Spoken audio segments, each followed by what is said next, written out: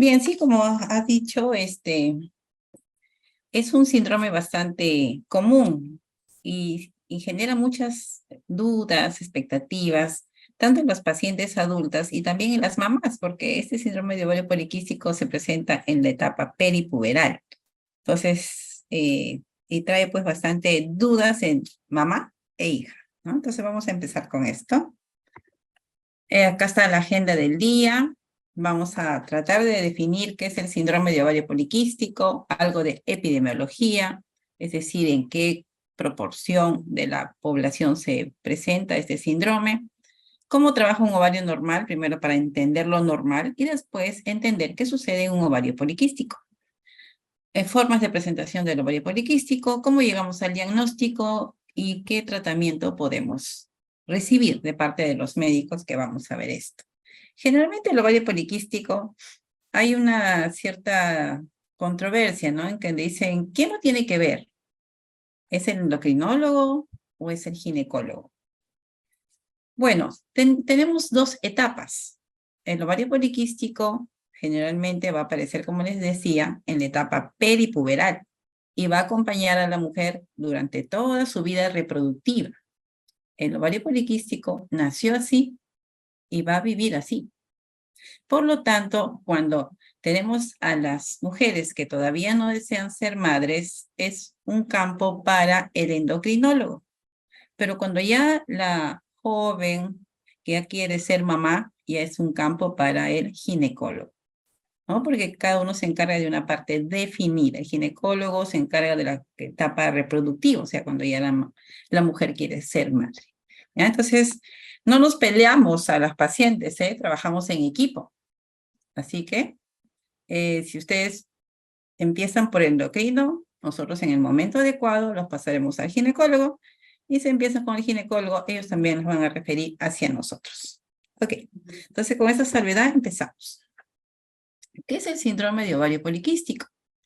Es un estado endocrino metabólico alterado debido al aumento de hormonas androgénicas. ¿Qué significa un estado? O sea, ¿es una enfermedad? ¿Sí o no? Bueno, es una alteración de la normalidad, pero no podemos llamarle enfermedad, porque tiene muchas cosas como si dice, alteradas, por eso se llama síndrome. Entonces es un estado endocrino metabólico donde, ¿cuál es la conclusión de todo este desarreglo? En que la mujer tiene más cantidad de hormonas androgénicas. Entonces, ¿cómo se caracteriza este síndrome? Se caracteriza primero por la resistencia a la insulina, por eso es metabólico. Puede tener sobrepeso, puede tener obesidad, pero la característica principal es la resistencia a la insulina. Luego se caracteriza por alteraciones de regla, que puede ser reglas irregulares, o sea, menstruaciones irregulares, o incluso no reglar nunca, o dejar de reglar más de 3 meses, que ya se cataloga como una amenorrea. Y después que tiene exceso de andrógenos, que se caracteriza por el acné y el hirsutismo. ¿Qué es el acné? Es el aumento de la grasa a nivel de la piel. Y eso provoca de que se produzcan los comedones o los granitos, como nosotros los conocemos. Y en el caso del hirsutismo es de que el vello se haga más grueso. No es que el hirsutismo sea que haya más vello, no, eso no existe. Si nosotros nos miráramos con una lupa, estaríamos llenas de vellos, todos, todos, todos. Pero ¿qué sucede en este caso del hirsutismo? En que se hacen gruesos y por lo tanto uno los ve. En cambio, la mayoría son tan finitos que uno no los determina. Entonces, eso es hirsutismo. ¿Bien? Y también se acompaña por unas formaciones quísticas en los ovarios, que como ustedes están viendo aquí, son como unos hoyitos negros. Ese negro es agua, por eso se llama quiste. Entonces son varios quistes que tienen que presentarse en un ovario para que sea definido como un ovario poliquístico, ¿no? Ahora, acá hay que tener en cuenta algo, ¿no? Si uno dice, tienes síndrome de ovario poliquístico, muchas veces me dicen, pero yo no tengo quiste. Mi ecografía dice que no tengo quiste. Entonces le tenemos que decir eso. Es cierto, no tienes quiste, pero tienes el resto. Tienes tu acné, tienes tu hirsutismo, pero tu ovario no tiene quistes. Entonces, ¿por qué le llamamos ovario poliquístico? Bueno, pues porque el que descubrió este síndrome, el que lo describió, el doctor Stein Leventhal, lo denominó así, síndrome de ovario poliquístico, y mantiene ese nombre así no se presente quistes en la ecografía. Y eso vamos a ir desarrollando después para que lo entiendan mejor. Y bien, en lo que se refiere a la epidemiología, ¿qué tan frecuente es? Frecuente, entre 6 a 10% de las mujeres. 10% significa que de 10 mujeres, una tiene síndrome de ovario poliquístico, que es bastante frecuente. Afecta en la etapa reproductiva. 13, comienza ya lo que es las reglas, le damos 2 años como para que se estabilice, y por eso acá dice, ¿no? Edad reproductiva entre 15 a 45 años, donde ya a los 45 años viene la menopausia. ¿Y por qué es importante? Porque se ha visto que hay una gran relación entre la presencia del ovario poliquístico y hay alteraciones metabólicas. Son las pacientes obesas en un 50-65% y un gran porcentaje, un 40%, ya tiene lo que llamamos la prediabetes. Eso a su vez va a llevar a que tenga alteraciones cardiovasculares en el lapso de su vida. Una mujer con síndrome de ovario poliquístico va a tener un riesgo 7 veces más que otra que no lo tiene de desarrollar un infarto. Pero no va a ser pues un infarto cuando es joven, sino un infarto cuando ya viene la menopausia, ¿no? Igual también 4 veces más el riesgo de desarrollar hipertensión arterial. O sea, por eso le llamamos algo endocrino metabólico, ¿ya?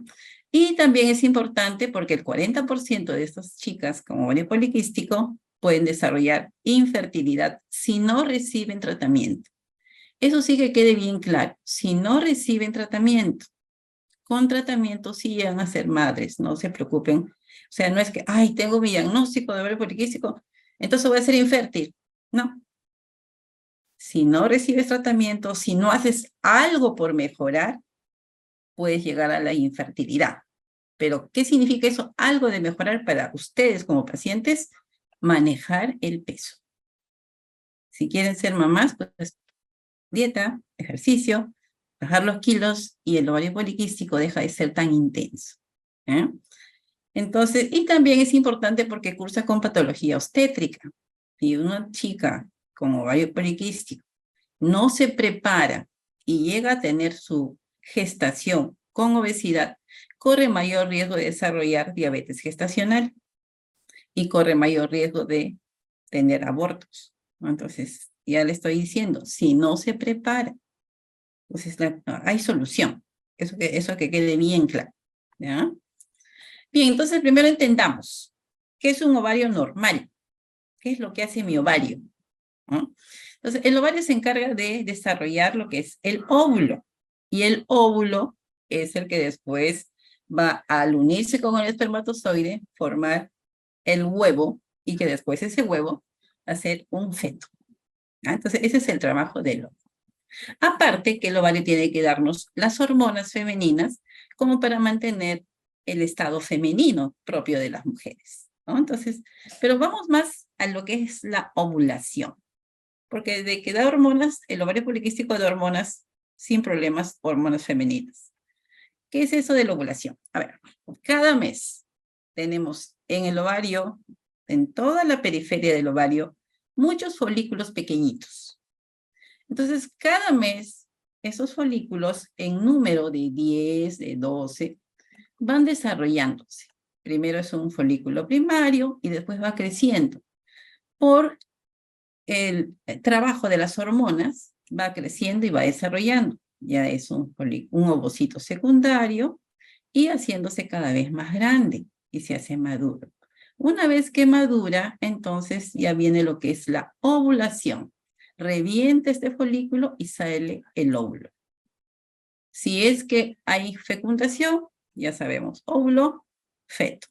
Si no hay fecundación, el óvulo se pierde y la mujer regla, porque ya todo lo que preparó ya dice, no hay fecundación, llega a arreglar después posteriormente.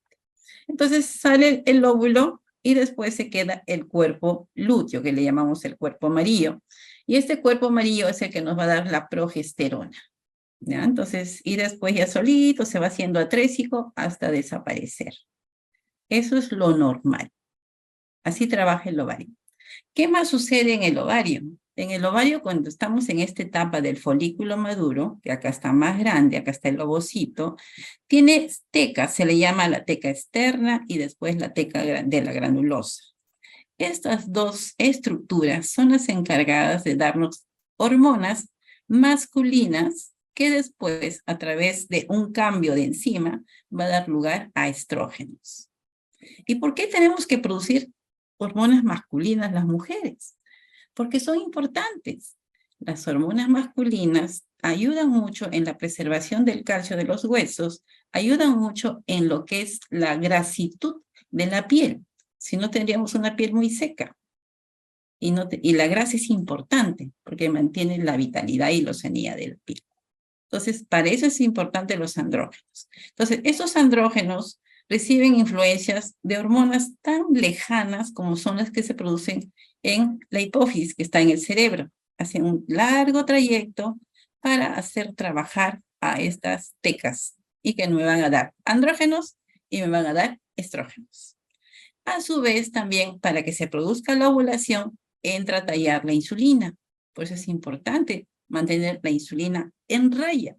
Porque si tengo mucha insulina, esto va a interferir con la ruptura del folículo y el ovocito no va a ser liberado. Y otra hormona importante es la hormona tiroidea, la T4 libre. O sea, como ven, es como hay un trabajo en equipo de todas las hormonas que tienen que estar como relojito. Si no, no sucede lo que esperamos cada mes. Bien, entonces, este es un ovario normal. ¿Qué sucede entonces en lo que ven las chicas? Ven lo que se llama el ciclo menstrual.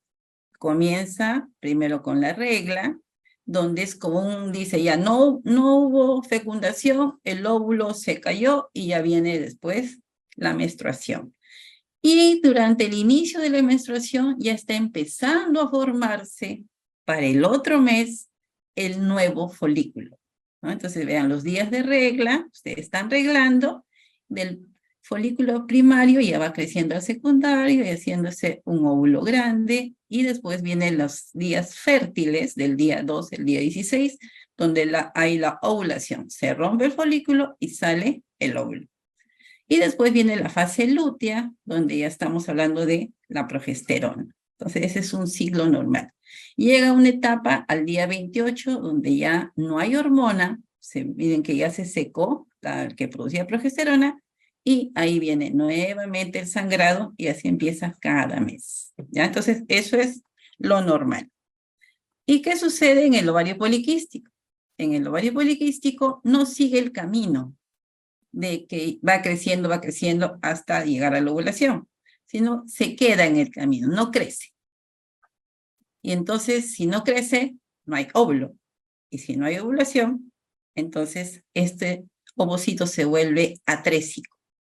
Y como ya les decía, este camino no lo hace un solo ovocito, son de 10 a 12. Entonces, cada mes tengo de 10 a 12 folículos enanos que no crecieron y que a la larga se hacen quistes. Entonces, eso es lo que sucede en el ovario poliquístico. Lo que ustedes, si están viendo, están siguiendo la secuencia, se darán cuenta que los quistes no son los culpables. Los quistes son la consecuencia del desarreglo hormonal. ¿Se dan cuenta? Entonces, si nosotros le damos tratamiento y le decimos, ya no tienes quiste, no significa que se está curando, sino que estamos trabajando sobre las hormonas que provocan esta formación de quistes en el ovario. ¿Ya? Entonces, eso que quede claro. Muy bien, entonces ahora, ¿por qué sucede esto? ¿Qué pasa? ¿Por qué hay este ovario poliquístico? ¿Qué sucede en las chicas para que se produzca este desorden? Se habla siempre de enfermedad familiar multigénica, o sea, herencia, se ha visto. Mamá con el ovario poliquístico, la tía, la hija, la abuela, la nieta, o sea, sí, hay un entorno familiar. Se ha tratado de buscar el gen responsable y no se encuentra. Hay demasiados, por eso le llaman desorden poligénico, muchos genes. Sí se habla y se ha establecido que una de las causas principales es tener la tendencia familiar y tener sobrepeso y obesidad. Este mix, esta combinación, nos lleva al ovario poliquístico. Y también se habla de problemas durante la vida intrauterina, que el ovario que se está formando en esa bebé recibe influencias de insulina exagerada por parte de la madre. Si la madre es obesa, si la madre tiene diabetes gestacional, si es que gusta de comer muchas comidas ricas en carbohidratos, van a estar provocando que esa bebé tenga insulina en exceso y esa insulina vaya dañando sus ovarios desde su formación. Entonces, es importante esto para ir previniendo. ¿Bien? Esas son las posibles causas. Claro que acá también un poquito más fastidioso este cuadro de entender, ¿no? Pero lo que quiero que quede claro es esto. La resistencia a la insulina, dada tanto en el músculo como en la grasa, que va a provocar la hiperinsulinemia, hace de que este exceso de insulina trabaje mal sobre el ovario y que provoque que este ovario me produzca más hormonas masculinas. Entonces, eso es lo que quiero que entiendan, ¿no? Entonces, ¿por qué? Porque quiero que entiendan esto porque ya saben que la resistencia a la insulina puede ser manejada tranquilamente con la nutricionista y con el trabajo sobre la dieta y ejercicio. ¿Bien? Ahora, este cuadro es bastante importante. Como les decía, a veces dicen, yo no tengo quistes, así que no tengo ovario poliquístico. No. En Rotterdam hubo una convención de expertos en el año 2013 para definir los criterios de síndrome de ovario poliquístico. Dijeron que no es una presentación única, sino que hay fenotipos. ¿Qué significa fenotipos? Formas de presentación. Y catalogaron 4 fenotipos. El primer fenotipo, que es el síndrome de ovario poliquístico clásico, es donde hay evidencia clínica, o sea, acné, hirsutismo, y evidencia bioquímica, le pido testosterona y me sale alto, y eso le llaman evidencia clínica o bioquímica de hiperandrogenismo, exceso de hormona masculina. A su vez, la misma chica presentaba evidencia de oligoanovulación, que es tener las reglas lejanas. Y que cuando le sacaban una ecografía, se miraba un ovario poliquístico. Ya, entonces, esta es una forma de presentación, la forma clásica, donde se presentan todas las características. Pero también hay otra forma, que es la forma fenotipo B, donde la chica presenta evidencia clínica y bioquímica de exceso de hormona masculina, evidencia de desarreglo en las reglas, o sea, no regla todos los meses, pero que cuando le sacamos una ecografía me sale limpio. Entonces, a pesar de que no tenga una ecografía con quistes, sigue siendo un síndrome de ovario poliquístico. Luego viene el fenotipo C, en donde hay evidencia clínica y bioquímica de hiperandrogenismo, o sea, de testosterona, hay evidencia de quistes en la ecografía, pero no tiene problemas de regla. Esa chica regla todos los meses. Y por último, hay otra forma de presentación donde no hay regla perfecta y tiene sus quistes en la ecografía, pero no tiene acné ni hirsutismo. ¿Se dan cuenta? Entonces, hay 4 formas de presentación y las 4 tienen el mismo título, síndrome de ovario poliquístico. Bien, entonces ya vamos entendiendo las presentaciones. Luego, vemos acá que un poquito más vamos a hablar de lo que es la oligoanovulación. Y esto para las mamás, porque las mamás, pues su niña comenzó a arreglar a los 12, dice, pero ha arreglado, ya no arregla, ya pasó 6 meses. Pero como dice acá, hay que esperar 2 años desde la primera regla, que es la menarquia, 2 años de que ese ovario vaya madurando para recién decir que tiene problemas de reglas. ¿Ya? Eso es importante. 2 años. Es distinto pues a una adulta, ¿no? Una adulta que estaba arreglando y que de un momento a otro ya comienza a presentar atrasos, ¿no? Incluso acá dice, un ciclo por más largo que sea no puede pasar de 35 días. Si pasa de 35 días estamos hablando de un problema de alteración menstrual y debe ser investigado. ¿Bien? Entonces, esa es la diferencia entre las niñas adolescentes y las mujeres adultas. Ahora vemos la clínica del ovario poliquístico. En primer lugar, hirsutismo. ¿Qué es hirsutismo? Es el aumento del grosor del vello, tanto facial como corporal. ¿A qué se debe? Se debe al exceso de hormonas androgénicas, que pueden venir de 2 fuentes, del ovario o de las suprarrenales. ¿Bien? Otra manifestación clínica es la alopecia, pero vean ustedes la figura. No es la alopecia areata, sino es una alopecia que se manifiesta en la zona frontal de la frente, ¿no? Como entradas o como que hay ya menos cabello en esa zona. Eso es típico del exceso de hormonas androgénicas, ¿ya?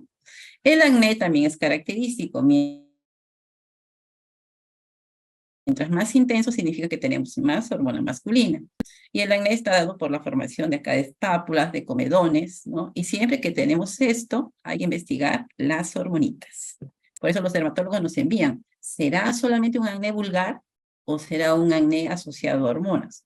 De eso hacemos todo su perfil hormonal para detectar. La virilización, como dice acá, es inusual en el síndrome de ovario poliquístico, en donde, ¿qué significa virilización?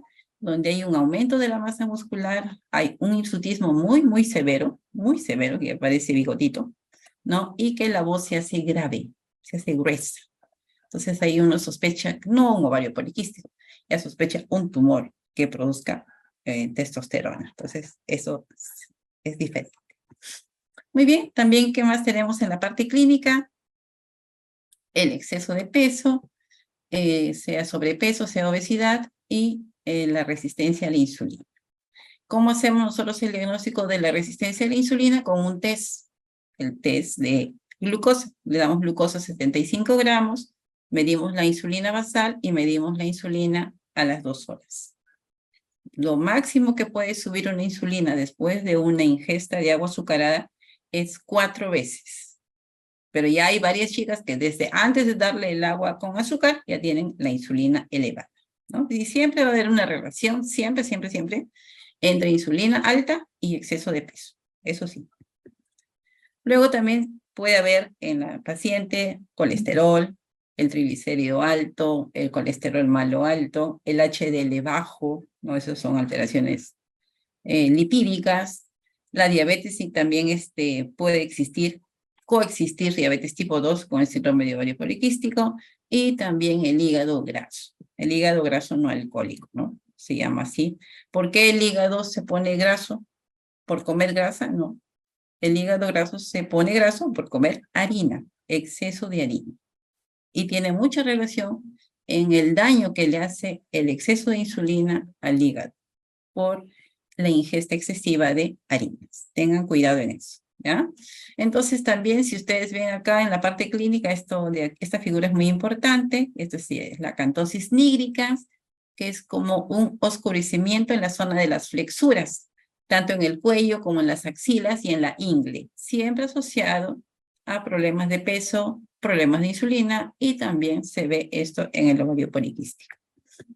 Muy bien, y otras características clínicas del síndrome de ovario poliquístico es esto. Hay que tener cuidado con el cáncer de endometrio. ¿Por qué puede haber cáncer de endometrio? Porque hay una excesiva producción de hormonas, de estrógenos, de andrógenos también, pero también de estrógenos. Y entonces eso va a provocar de que la mucosa endometrial se ponga quística, se hinche y que pueda cambiarse a un cáncer. Hay que tener en cuenta eso.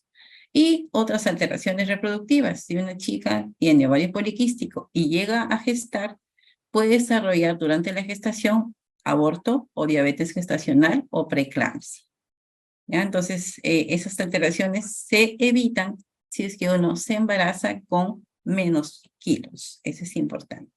Y también hay manifestaciones psicológicas, ¿no? Entonces, se ha visto que las chicas con ovario poliquístico pueden tener depresión, otras ansiedad, otros tienen hasta el trastorno bipolar, tristeza, alegría, bulimia, anorexia, alteraciones en que a veces se sienten tan presionadas a bajar de peso que me desarrollan la bulimia, que es el autoinfligirse, ¿no? El dedito en la boca para vomitar después de comer, o la anorexia en donde ya no quieren comer nada.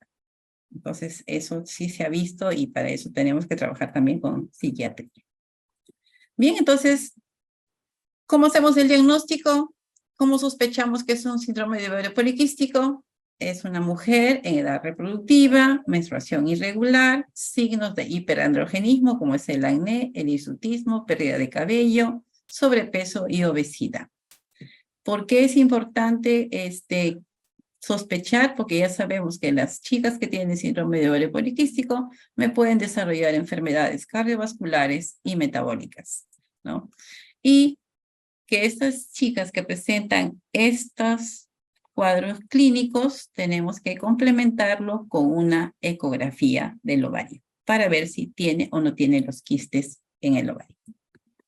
Bien, entonces acá es como algo que hemos ya hablado.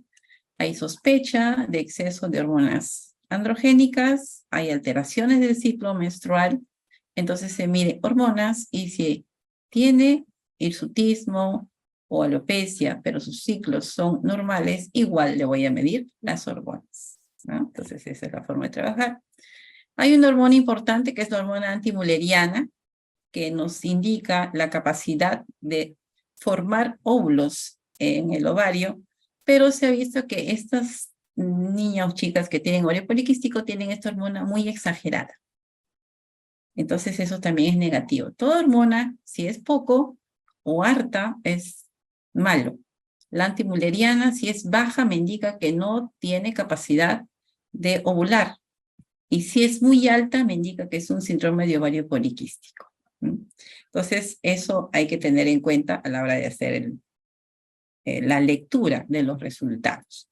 Y acá es importante, si ustedes quieren evaluarse lo que es el síndrome de ovario poliquístico y están tomando anticonceptivos, hay que dejar de tomar siquiera 2 meses para que se limpie el cuerpo de estos anticonceptivos y poder hacer un diagnóstico más preciso. Eso sí es importante. Bien.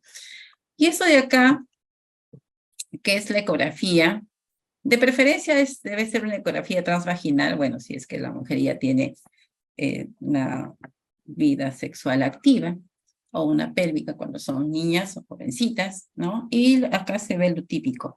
¿Cómo se cataloga un ovario poliquístico? El ovario poliquístico se cataloga si tiene más de 10 quistes que tengan un tamaño menor de 1 milímetro. Si son más de esta cantidad, ya se dice que es ovario poliquístico. No basta que tenga 1 o 2, ya tiene que ser más de 10. Y para esto, para reforzar lo que ya habíamos hablado, los criterios diagnósticos son mujeres que tienen problemas de oligo y anovulación, significa que reglan de cada 60 o 90 días, o que no están ovulando, si tienen también las características clínicas de exceso de vello, exceso de acné, de grasa, y si tienen ovario poliquístico en la ecografía. Ese es el diagnóstico más preciso. Bien. Y después ya vamos a ver cómo hacemos el tratamiento, ¿no? Entonces, en el ovario poliquístico tenemos 2 alteraciones: la alteración metabólica y la alteración hormonal. Entonces, la alteración metabólica, que es el exceso de insulina, va a ser tratado con lo típico, con lo que siempre repetimos: ejercicios y dieta. Esa es una tarea de la paciente. Eso depende de ella, ¿no? Entonces, tiene que tener su dieta sana, equilibrada y hacer sus ejercicios. Ahora, cuando una chica le hacemos el diagnóstico de síndrome de ovario poliquístico, se le pregunta, ¿en qué etapa está? ¿Quieres curarte o mejorar para tener hijos? ¿O quieres curarte, mejorar y no tener hijos? Entonces, acá dice, si tienes deseo de fertilidad o no tienes deseo de fertilidad. Es la primera pregunta que se le hace. ¿Por qué? Porque sí hay cierta variación. Si ella me dice, no, no quiero tener hijos, entonces nosotros nos vamos a ayudarla a que vaya disminuyendo sus niveles de andrógenos, pero no la preparamos para que ovule, porque no está en ese momento. Pero si ella dice, sí quiero tener mis hijos, o mi hijo, entonces se le prepara como para que llegue a ovular, con medicamentos diferentes. Porque si dice, no, no quiero tener hijos, ¿qué voy a usar? Anticonceptivos. Y si dice, sí quiero tener hijos, tengo que usar inductores de ovulación. Entonces, esa es la diferencia. Y como dice acá nuestro cuadrito, el tratamiento de ovario poliquístico empieza tanto para la que quiere o no quiere hijos, con cambios de estilo de vida, para disminuir la resistencia a la insulina, que es súper, súper importante para poder tratar este síndrome. ¿Bien? Entonces, ya dice, no quiero tener hijos. Entonces, ¿qué tenemos que hacer? Tratar los síntomas del hiperandrogenismo. Tengo que tratar el hirsutismo, tengo que tratar el acné. Tengo que tratar de que regle todos los meses para evitar que ese endometrio se ponga grueso, que se llama hiperplasia endometrial y que, como ya hemos visto, puede después desarrollar hasta un cáncer. Entonces, tenemos que evitar eso. Entonces, ¿cómo usamos el tratamiento? Con anticoncepción. Cualquier anticonceptivo dentro de los modernos se puede utilizar y también hacemos un tratamiento de las anormalidades metabólicas. Si tiene dislipidemia, tratamiento para la dislipidemia. Si tiene prediabetes, tratamiento para la prediabetes. Entonces, esto es, la mayoría de chicas vienen así para nosotros. En cambio, la que desea fertilidad, nosotros nos encargamos básicamente de tratar las alteraciones metabólicas y ya el ginecólogo se va a dedicar a lo que es la inducción de la ovulación para obtener su bebito. Entonces, la pregunta que siempre nos hacen es, ¿y voy a poder tener hijos? Sí, sí vas a poder tener hijos. ¿Qué tan complicado va a ser llegar a tener hijos? Pues depende de ustedes, depende del cambio de estilo de vida. Si ustedes se preparan, bajan de peso, se ponen perfectas en los rangos de glucosa, colesterol, triglicérido, hígado, más rápido van a llegar a la meta de tener sus bebés. Pero si están pensando que solamente la pastilla va a ser el trabajo, van a demorar. Van a demorar. Entonces, eso tienen que tenerlo en cuenta. Bien, entonces vamos a hablar un poquito de las chicas que nosotros vemos más, que son las que no quieren tener hijitos, pero sí hay que tratar los síntomas. ¿Cómo trato al hirsutismo? Generalmente nos vienen a preguntar si es que pueden tener tratamiento cosmético con láser. Y la respuesta es no. Porque el láser te saca el folículo de raíz, pero el del costado va a crecer. Entonces no es la solución. La solución es disminuir los andrógenos, ¿no? Entonces, ¿cómo se hace esta disminución? Con los anticonceptivos orales. Es la mejor opción. Hay varios tipos de anticonceptivos. Hay anticonceptivos que han sido diseñados desde su formación para ser anticonceptivos, pero hay otros que han sido diseñados para ser antiandrógenos, pero que a la vez son anticonceptivos.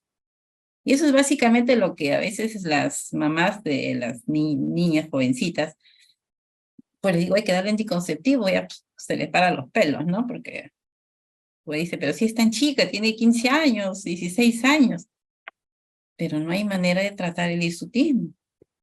Tenemos que pelear contra los andrógenos. ¿Qué hace el anticonceptivo para que disminuya el grosor del vello? Se coloca en la zona de la piel que recibe al andrógeno. O sea, para que la testosterona llegue a la piel y me haga el efecto, tiene un receptor en la piel. Es como decir, tiene una silla. Ahí, en esa silla, que se llama receptor, viene la testosterona, ¡pum! Ahí se sienta y hace el efecto. ¿Qué hace el anticonceptivo? Pues se va y se sienta en la silla y no deja que entre la testosterona. Por lo tanto, mientras tomes tu anticonceptivo, vas a tener ese efecto. Si dejas de tomar el anticonceptivo, va a volver a hacer lo mismo la testosterona. Porque ahí viene la otra gran pregunta. ¿Y cuánto tiempo voy a tomar el anticonceptivo? Pues hasta que tengas hijitos. Pero mi hijita tiene 16 años. Bueno, hasta los 30 pues será, hasta que tenga hijos. Porque es la única manera. Con esto les quiero dar a entender que no es una cura.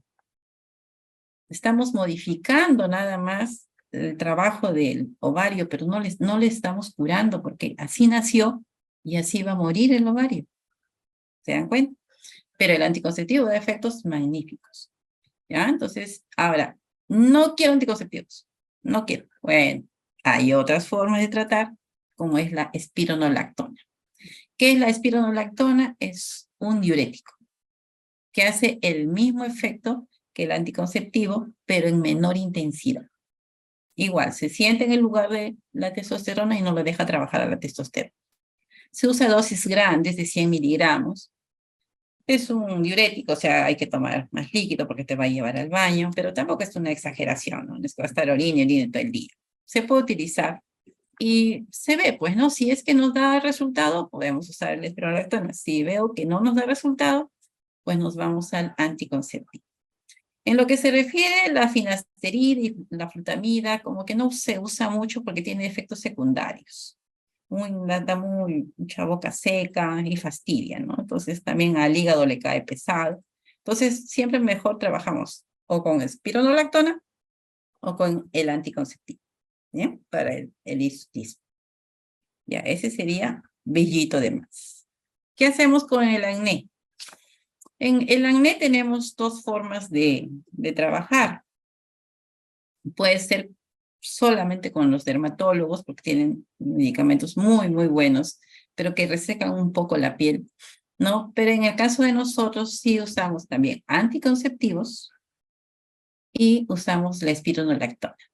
Esos son los dos. O sea, esos dos productos nos sirven tanto para el hirsutismo como para el acné. Ahí ya saben que van a usarlo buen tiempo.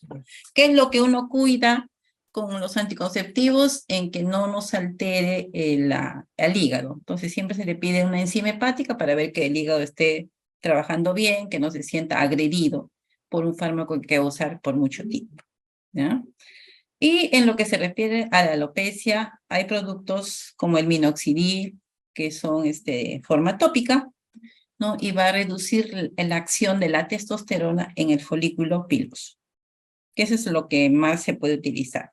Porque usar antiandrógenos como la finasteride, como que no hay mucho efecto secundario, y en lo que se refiere a la espironolactona, también se puede utilizar, pero no tiene tanta intensidad como es el minoxidil. Así que el minoxidil es el medicamento de elección. ¿Bien? Bueno, esto ya hemos hablado de los anticonceptivos. Hay anticonceptivos que le llamamos de tercera generación, donde tienen una cantidad muy pequeña de estrógenos y una cantidad un poco más grande de progesterona. Entonces, esos son los que no alteran el peso, porque también otro temor de usar anticonceptivos es que, pero me va a subir de peso. Bueno, los modernos no suben de peso. Entonces, sí se pueden utilizar con mucha seguridad, ¿no?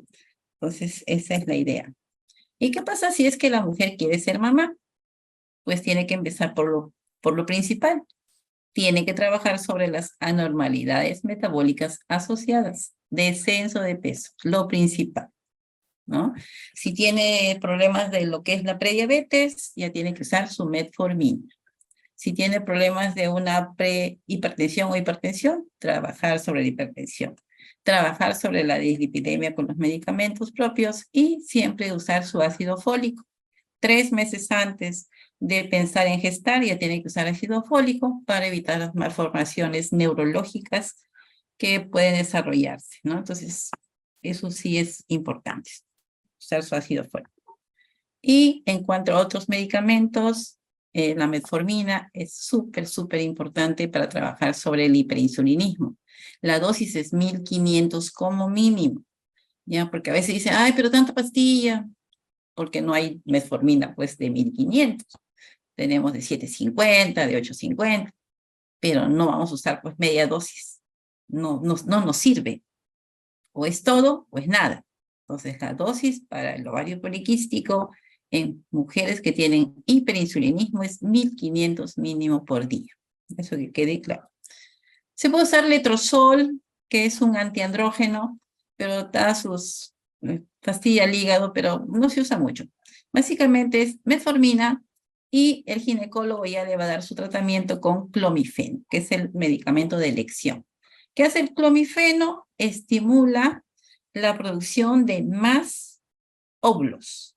Como les dije al inicio, son 12 a 10 folículos que cada mes hacen su carrera. De esos 10, 12, uno llega a ser óvulo y el resto ya se apaga. Con el clomifeno, de esos 10, 12, llegan a tener 3 o 4 óvulos. Entonces ya tiene más oportunidad de quedar embarazada porque tiene más óvulos. Entonces eso es lo que hace el clomifeno. Y las gonadotrofinas también son estimulantes similares a lo que es clomifeno, pero que tienen pues ya, como se dice, indicaciones mucho más precisas, que eso lo maneja el especialista en ginecología. Muy bien, entonces eso es lo que les quería transmitir, que este es un síndrome bastante frecuente, que tiene solución, no un tratamiento definitivo, pero sí solución para lograr nuestro objetivo, sea que quiero gestar o sea que no quiero gestar. Pero el objetivo es mejorar la piel, mejorar lo que es las reglas, ¿no? Y también mejorar lo que es la vida reproductiva. Bien, gracias por su atención y vamos a ver si hay alguna pregunta. Listo. Muy buenas noches entonces, y ahora sí damos inicio a la ronda de preguntas. Vamos a tratar de resolver la gran mayoría de sus consultas. Y había una pregunta en relación a si es que el ovario poliquístico entiendo que es una patología para toda la vida. O esto tiene cura, de repente por un periodo recibo tratamiento y me curo. O esto es una patología que me va a acompañar durante todo mi ciclo menstrual. Claro, durante toda la vida del ovario, porque nuestro ovario pues ya al máximo, a los 50 y pico ya se va, ¿no? Pero sí se ha visto en que hay chicas que después del primer hijo como que hacen un reseteo ovárico y se arregla. Hay una proporción. Definitivamente que, cuanto no será muy frecuente, será pues un 20%, pero sí se mejora.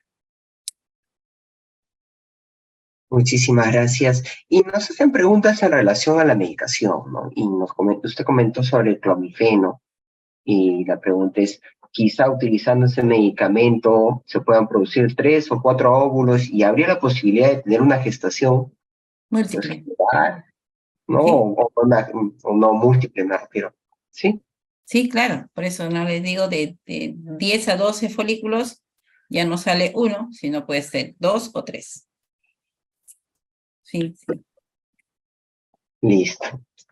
Y la pregunta que nos hacen es, después de esperar 2 años de la menarquia y persiste con oligomenorrea, ¿se debería utilizar anticonceptivos? Se tiene que investigar. Generalmente hay un grupo de chicas, de adolescentes, que son muy sensibles al exceso de insulina.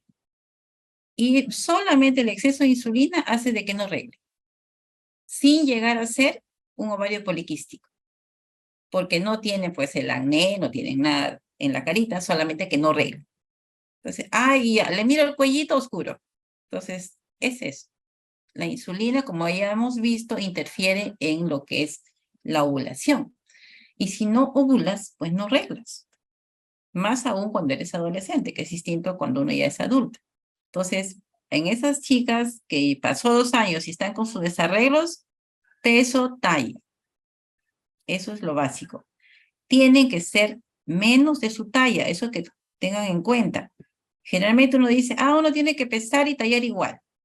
Es cierto en la adultez, pero en la adolescencia no, tiene que tener 4 kilos menos de la talla. Y esa es su normalidad para un adolescente, ¿no? Entonces, logran bajar de peso y la regla viene solita, sin necesidad de darle anticonceptivos. Eso sucede.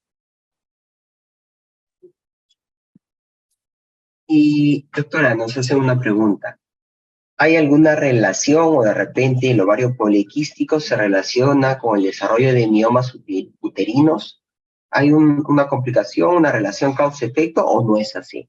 No, el mioma uterino es un tumor de músculo, no tiene relación con la hormona. El que recibe la influencia hormonal es el endometrio. Por eso ustedes han visto es relación con cáncer de endometrio. ¿Qué es el endometrio? Es la capa interna del útero. El útero es como una pera, así, ¿no? Entonces, tiene la parte externa, que es la serosa, la parte media, que es el músculo, donde se desarrollan los miomas, y la parte interna, que es el endometrio, que es la que va a crecer cada mes por el efecto de las hormonas, crece, y después, cuando ya no hay fecundación, cae. Ese es el endometrio. Pero si nosotros tenemos muchas hormonas, como es en el síndrome de ovario poliquístico, entonces ese endometrio no crece los 6 centímetros que debe crecer, sino crece 9, 10, se hace gordo. Y entonces cuando se hace muy gordo, forma quistes dentro de eso y poco a poco puede desarrollar un cáncer, ¿ya? Pero lo que es mioma es otra cosa, es diferente. Gracias, doctora. Y hay una pregunta que es la siguiente, ¿no? Y nos dicen, doctora, si tengo sobrepeso, hirsutismo y tengo deseos de tener hijos, ¿me recomendaría ir primero al ginecólogo o al endocrinólogo? Primero el endocrino para ponerte en orden de peso. Una vez ya delgada, no, bueno, no delgada, sino al menos normopeso, ya vas donde el ginecólogo para que te haga lo que es la inducción de ovulación. Pero si vas con sobrepeso, muchas veces va a fracasar la inducción de ovulación, porque el ginecólogo te va a dar el clomifeno, vas a formar tus óvulos, pero fecundas y después no sigue el proceso porque esa insulina interfiere. Así que la recomendación es primero con nosotros, te ponemos en orden las hormonas, el peso y después con el ginecólogo para llegar a un resultado feliz. Gracias, doctora. Y hay una pregunta en relación a los anticonceptivos, ¿no? Y nos dicen, buenas noches, cuando una persona, ¿no? Recibe tratamiento con anticonceptivos, ya sea orales o inyectables, el hecho de que la menstruación sea poca o nula, ¿es dañino o no para las pacientes? No, no es dañino.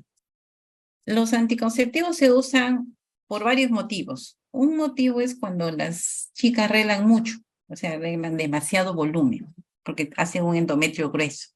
Entonces, ¿qué hace el anticonceptivo? El anticonceptivo no permite que haya una ovulación. Por lo tanto, el endometrio no recibe la señal de que viene el óvulo y ya no crece bastante, crece chiquito. Y al crecer chiquito, reglas también chiquito, reglas poquito. Así tengas un día de regla, así tengas unas manchas nomás que necesitas una toalla, eso es ya una regla, se considera una regla. Si es que mantiene lo que es la regularidad, ¿no? Cada 28 o cada 30 días.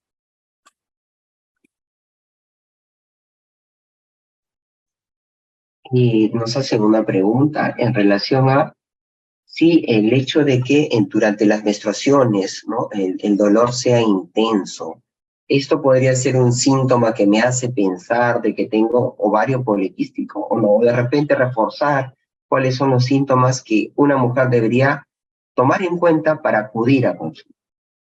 No, el dolor no es característico del síndrome de ovario poliquístico. El dolor está asociado a dos problemas. Uno, a problemas de mucha contractibilidad del útero. O sea, el útero se mueve demasiado. Entonces, porque se supone que cuando están menstruando o ya van a menstruar, el útero se comienza a como se dice, a mover, ¿no? O sea, eso provoca dolor en algunas mujeres por sus ligamentos, por su serosa que le envuelve y siente la tracción. Y otra patología se llama la endometriosis. La endometriosis es cuando parte del endometrio durante la etapa fetal no se desarrolló completamente dentro del útero, sino también por fuera del útero. Se ha pegado al ovario, se ha pegado a la trompa, se ha pegado a la pelvis. Es un pedacito de endometrio. Entonces, como es un pedacito de endometrio, también hace igual que el endometrio. También hace su reglita, su mini regla. Y eso provoca un dolor intenso, porque la pelvis no está, pues, como se dice, preparada para sentir esos influjos de líquido, no soporta, y eso da dolor. Entonces, si tienes mucho dolor, al ginecólogo para que descarte endometriosis. Muchísimas gracias. Y con esto sería la última pregunta. Y es, ¿cuántos folículos y de repente de qué diámetro, tamaño debería tener, pues, de repente en una ecografía, una mujer para ser considerado que ese ovario tiene muchos quistes o cumple los criterios de síndrome de ovario poliquístico? Sí, es de 10 a 12. Tiene que tener de 10 a 12 quistes y su rango de 8 milímetros para que sea ovario poliquístico. Si no llega a ese número, no. Y si es grande, ¿no? Y eso por eso ustedes vean, porque generalmente a veces uno va a una ecografía y dice, ovario poliquístico, y ahí ve de que son quistes de 10 milímetros. Entonces, eso no, tienen que ser pequeños, menores de 8 milímetros y en número de 10 a 12.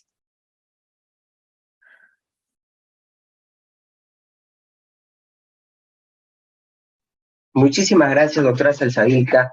Y más bien no sé si quisiera dar unas últimas palabras, recomendaciones para todas aquellas damas principalmente, pero a todas aquellas personas que nos están acompañando hoy y están muy interesadas en esta patología. Claro, lo que quiero que tengan en cuenta, o sea, ¿qué nos llevamos de esta noche, no? Primero, que el síndrome de ovario poliquístico es una alteración hormonal y metabólica. Por lo tanto, hay que darle mucha importancia a lo que es peso. Por favor, a veces lo ponemos como que no es importante, porque del peso sale el problema de insulina sale el problema de la testosterona y es una cadena. Primer punto. Segundo punto, el síndrome de ovario poliquístico es un ovario que nació así y va a vivir así hasta que termine su ciclo. No hay uno que diga, ya me curé. Eso que tengan en cuenta, porque si no, a veces, como dice, pues no, ¿hasta cuánto voy a estar con estos anticonceptivos? ¿Hasta cuánto? O sea, ya saben que es así. Solamente es una ayuda que hacemos. Tercer punto, lo más importante, es que si ustedes bajan de peso, pueden manejar su síndrome de ovario poliquístico con lo mínimo de cantidades de anticonceptivos. Se puede manejar con lo mínimo, pero si no logramos eso, no, tenemos que estar haciendo siempre un trabajo con anticonceptivos bastante frecuentes, ¿no? Entonces, esa es la idea. Y por último, que el tener un síndrome de ovario poliquístico no implica infertilidad, por favor, porque eso a veces las veo muy estresadas, preocupadas. No, no tenemos hasta ahora una chica que diga por ovario poliquístico se quedó sin hijitos. No, siempre y cuando haga pues lo que se le dice, ¿no? También, que también no es cuestión de solo desear, sino también hacer el esfuerzo para que ese deseo sea realidad, ¿ya? Eso es lo que quería decir.